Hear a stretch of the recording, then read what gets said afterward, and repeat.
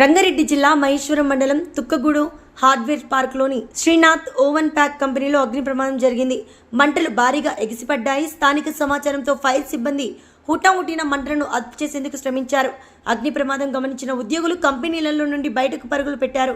మంటలు ఎత్తుగా ఎగిసిపడడంతో చుట్టుపక్కల ప్రజలు భయభ్రాంతులకు గురవుతున్నారు. 5 ఫైర్ ఇంజిన్లు ఏకదాటిగా శ్రమించి మంటలను అదుపులోకి తీసుకొచ్చారు. ప్రాణ నష్టం జరగకపోయినా భారీగా ఆస్తి నష్టం జరిగిపోయింది.